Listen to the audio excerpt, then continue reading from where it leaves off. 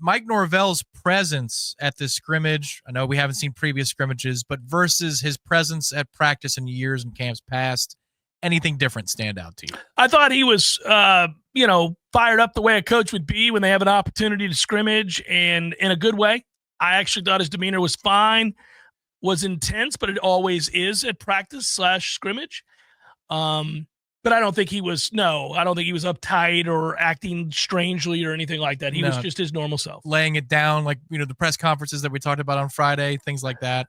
Yeah, again, I'm not allowed to say what he said afterwards to the team, so I won't. But, he's a head coach that's wanting to get the most out of people. Okay. Well, on second down, I guess essentially you're getting a game day-like sense of what the coordinators are going to look like. I suppose one or both of them could retreat into a coach's box versus, being on the field. I'd be surprised by that. I would too, but this is where the second down question comes in. I'll start with Tony White. Game day, demeanor, presence, location is what from the scrimmage? Yeah, he's intense like you'd think he would be. He's very, very vocal. I think he's also very, very positive. There were a few exceptions there, but I think for the most part, I noticed a guy who's really uplifting. Again, they're teaching right now. They're doing a lot of teaching. So there's positive reinforcement for the guys that get it right over and over again, and then there are moments to teach when guys are out of place. I don't know if that'll change much, probably quite a bit maybe, by the time we get around to a game day. So as far as I can tell, Tony's a guy right now just making sure, do you know where you're supposed to be and why?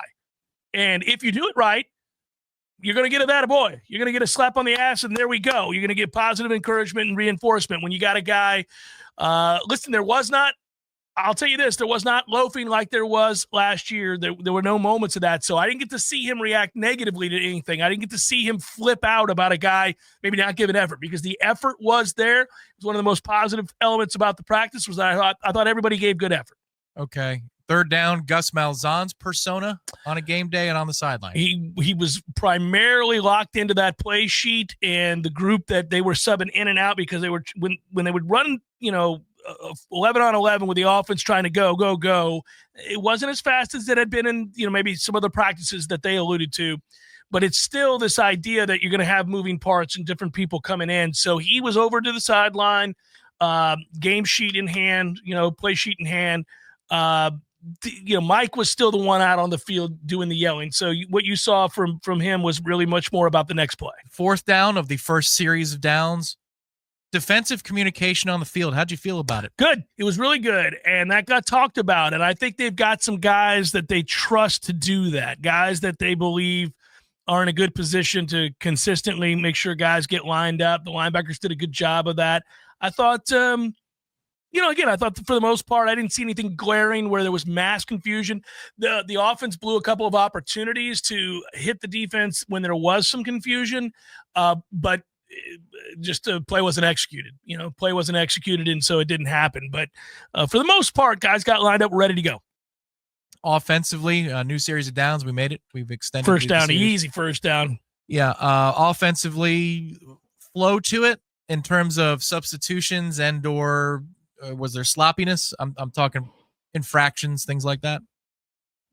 Generally speaking, I thought it was a convoluted sort of on offense. I think not because of confusion, but again with all the players that were out, they had a lot of for those that missed the first hour, they had a ton of guys that are going to play critical roles for them that were not out there playing. So I think that probably affected some of what they were trying to do. It wasn't a stop-start mess. There were penalties, but nothing that where I was like, oh, my God, again. Second down of the following freshmen, which impressed you the most, or off the board if you want to go off the board? Boggs, Sperry, Arnaud.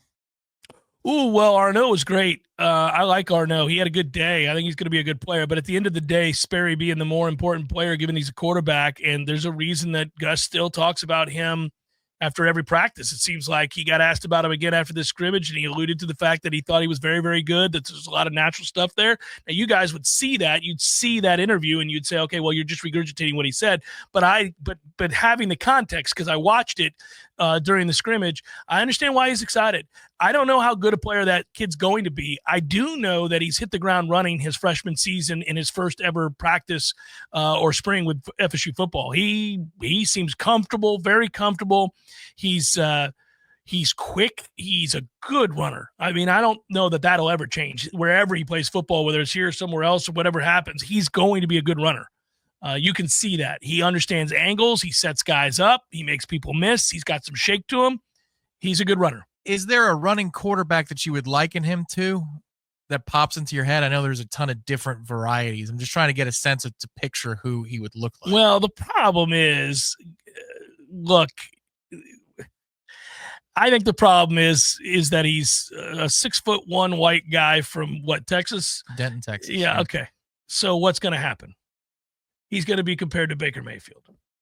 And, there I see it. In terms of running, I think he's probably faster. I think he's faster. Okay, that would be nice. Yeah, it's not that Baker's speed doesn't play at the NFL, but you could tell. No, I think he's faster. Okay. I'm going to go off the board. I think we're on third down the second time through. Third and short. Yeah, Lofton, the freshman. I caught remarks about Lofton, the tight end, on the phone after you were done on Saturday. But what do you think after reflecting? Versatility. I think he's going to be an interesting player. Look, I mean, so new to the offense, but given his length and he seems very comfortable very quickly. I know why they've bragged about him, so I paid attention to him. Because they've bragged about him, I thought, okay, well, let's see what this kid's all about. And he got, plenty of reps. I don't want to say how often and all that stuff without getting in trouble, but he got plenty of reps. And he's so long. I mean, it's going to be hard to. I mean, he's 6'6" and he's 220 plus pounds. I got to put some weight on him. But yeah, I know why they like him. He flashed. Now, again, they had troubles getting the ball down the field. So there were I'm not telling you he made big plays. He didn't make any big plays, but he was consistent catching the football when they went to him. Of the two offensive linemen, presumed starters, transfers specifically that were out there, Medley and Pettibon, who did you like? Pettibon. I liked them both, but Pettibon was the one. Pettibon was the one because I didn't see any problems with snaps whatsoever. And when they did play quickly, he was good. He was good at identifying no problems. They were ready to go. How pleased were you about that development? So they're going to look, guys, no secret here. Tom has pointed this out many times, and he's right. If you go back and look at Gus Malzahn's offense over the years, they're going to do this. One of the reasons the run numbers are so good is because he does not ever go away from it. He's going to run the ball. And by hook or by crook, you're going to get your yardage totals because he's going to run 2nd and 7, 3rd and 2. He's just going to keep running. Tom, I don't want to give away. I mean, the offense is the offense, right? And I think they were limited because, again, they didn't have the downfield threats due to injury at wide receiver. But it put an even greater emphasis on them to move the ball, running the football, and having some success doing it. And they are going to get lined up, and they are going to hammer the center of the line. They are going to go up the gut. I know I thought I was going to say something else there. That's going to be very important. The guard and center play is going to be very important. Here we go. It's now. It's right now. You get that. Okay, 2nd and 6. We may run it right now again. And it can lull you into a bit of a sleep there where you're going, nothing's explosive. Next thing you know, it's 3rd and 1. It's always manageable. Right. There's a lot of manageable third downs from what I could tell with what they were doing. And it's because they're committed to running the football. And they rotated a ton of the guys. None of the running backs were special. None of the running backs stood out. None of the running backs made big plays. But nobody put the ball on the ground. They took their hits. They got their whatever yardage was there to be gained. Nothing above and beyond that. There were no plays where you're like, oh, that was all him. But they got up and we ran it again. We're back to a new first down. Is there anything that you now know about Tommy Castellanos that you did not know before? I've always heard he was incredibly competitive. That stood out. He wants to lead this team. I think that there is a rumor. There have been whispers. Let's put it that way. There are whispers that he can be a bit of a pain in the ass. Now, listen, that's not always a bad thing depending on the position that you play. But I've had sources tell me before, yeah, he's kind of a pain in the ass. He's not everybody's cup of tea. All right. The only pain in the ass I saw was the fact that he cares deeply, which is a good problem. And 2, if he's not out there, he wants to be out there. And he'll let you know he'd like to be out there. So I got no problem with that. I got no problem with a guy that wants the football. I got no problem with a guy who wants to lead. I got no problem with a guy who's fiery about that.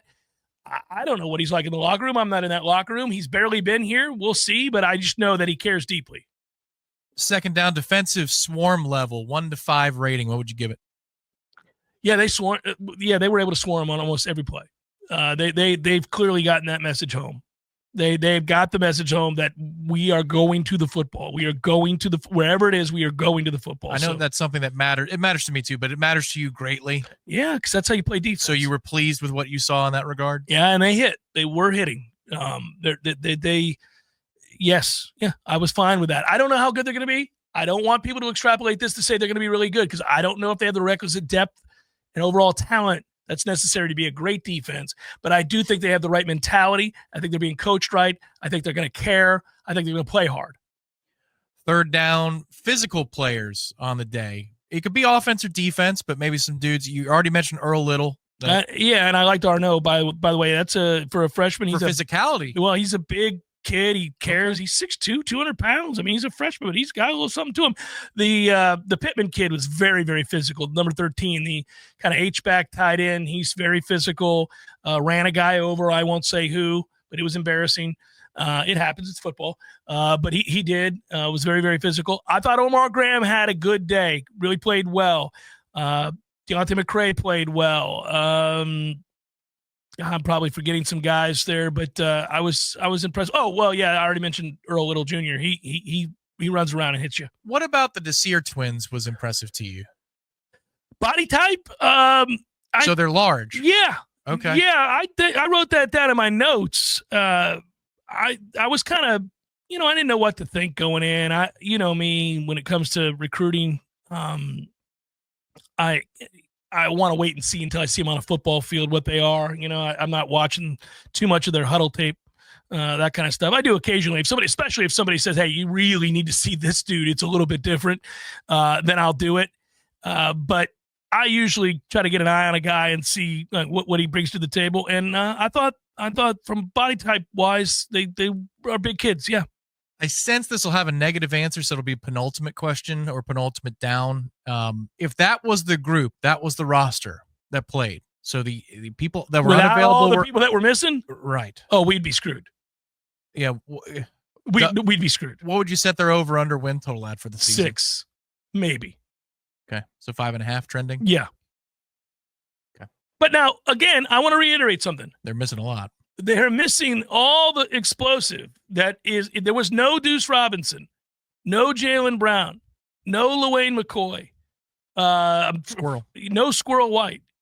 No, I mean, they were missing a lot on offense. And remember, at running back, no Chroma, who's supposed to be a difference maker when he gets here. Micah Pettis, Gunnar Hansen. Yeah, I mean, you're missing 2 offensive tackles. You're missing they were missing a lot of what would potentially make this offense much, much better. So I just want to make it abundantly clear that I don't think it would be fair for me to extract from this that they're going to be dreadful. But if they lined up tomorrow and that was the starting unit, they'd be screwed. All right, final question, final untimed down. Frankly, the way that you're describing this is a personal aside. Today is more positive than it was when you were leaving practice. Why? Because I was upset that nobody in the running back room did anything to really stand out. And there wasn't a ton of athleticism where I would say, golly, look at all the fast twitch. I just didn't see any of that. And I'll stand by that. I don't think there was a ton there that you would, when compared to the better teams in the country, would allow you to line up and really compete at a playoff level. We play in the ACC. We're coming off of 2 wins. Can we get to 7-8 wins as we're currently constructed without that level of athleticism that I'd like to see? I think we could, but I don't think you could do any real damage to the better teams in college football without adding to this roster. I'm a little frustrated by that. There were some things that I should make mention. There was there's the Suarez kid was kind of a nice little player. I mentioned, I think it was number 15 was a pretty decent player. Another one of these receivers that I hadn't seen before. I thought Otto looked good on the offensive line. They've revealed they're using him at center a little bit more this camp. Yeah. So they're, but recognizing that they didn't have everybody that they're going to have. I mean, I don't know. They were lacking a little athleticism. Yeah, 15 is Boggs. So just double check. Yeah. So 15, he was in my notes. He played all right. Okay. Anything flag, I suppose, here's the real last down. Anything about the operation that stood out? Because it's a whole lot of new coaches, new coordinators, new underlings, and I know it's a scrimmage, so it's not about going station to station across 24 periods, but did anything operationally stand out to you? So you just hit the nail on the head. I think the only way to tell that would be to see a practice, not a scrimmage. Scrimmage is what it is. It's a game. You're not going to really see anything about how they operate. You're just not. So last week I got a call from a staff member here who said, sorry, man, you're not going to make the cut, to go to the scrimmage because there is limited space. And I'm a psycho. I said, it really doesn't matter to me. I'd actually like to see practice more because I want to see the building blocks. And I know that we're not allowed to, and that's that's their policy. It's no big deal.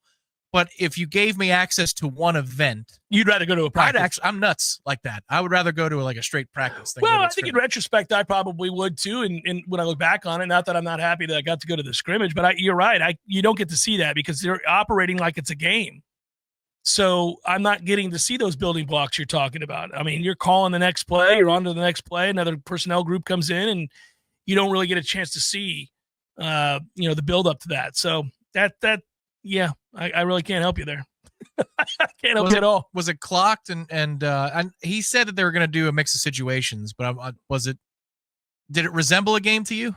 Not like you would on a Saturday. It wasn't completely more like spring that. Game? Yeah, more something like that. Yeah. I mean, but there were long stretches where it was a game, where it was a real game. Like, 2nd and 7 and 2nd and 7. They're not respotting the ball and telling you that it's something that it's not. It's 2nd and 7. And if it's 3rd and 3, it's 3rd and 3.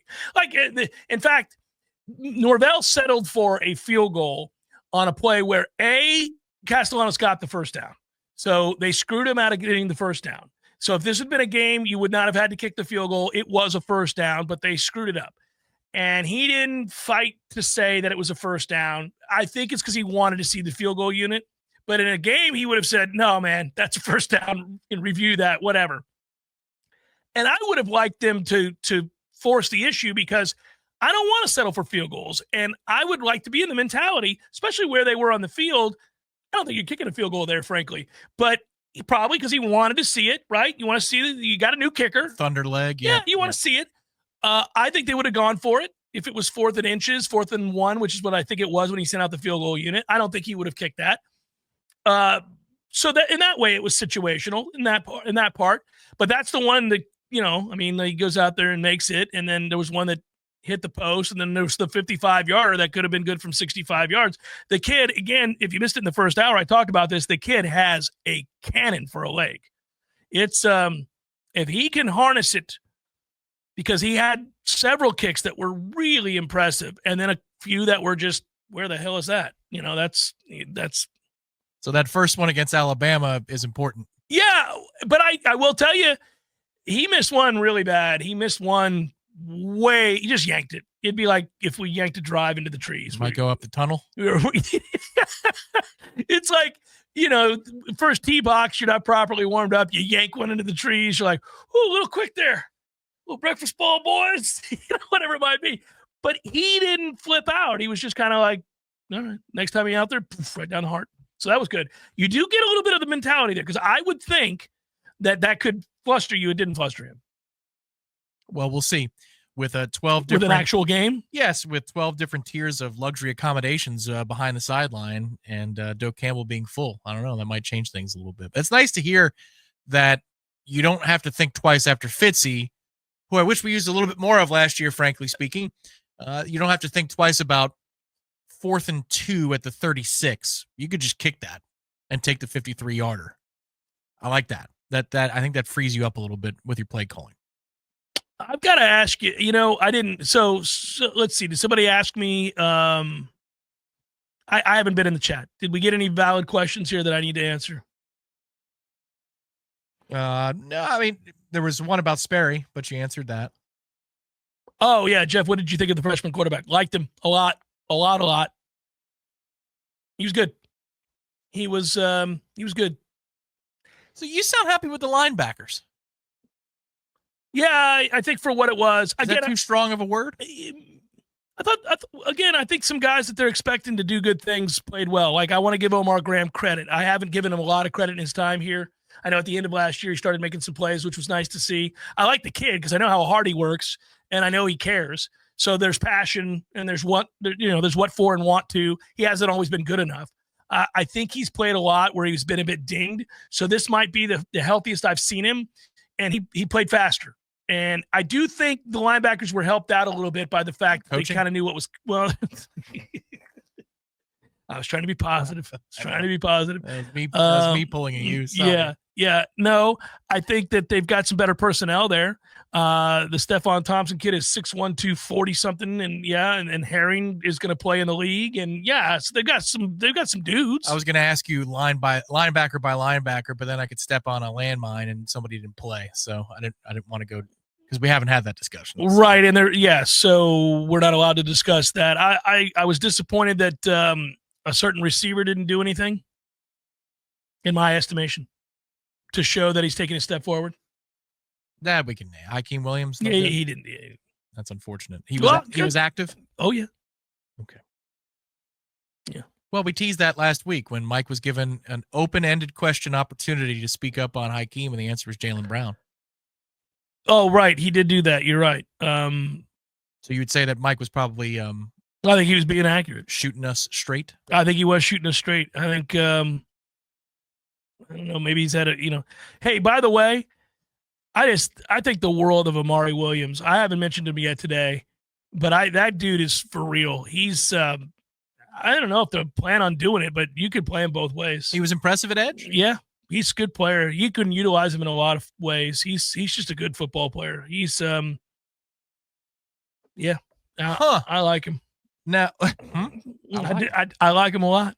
Do you think that has anything to do with no tackles? Well, no presumed starting tackles. Yeah, I think that the defense that they're going to run needs, for lack of a better term, versatility. And I think that he's a versatile kind of guy. Yeah.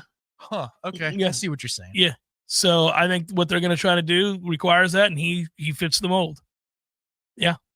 Was there any special teams? Just those field goal attempts. We didn't have to do any no punts. None of the drills? None of the nonsense.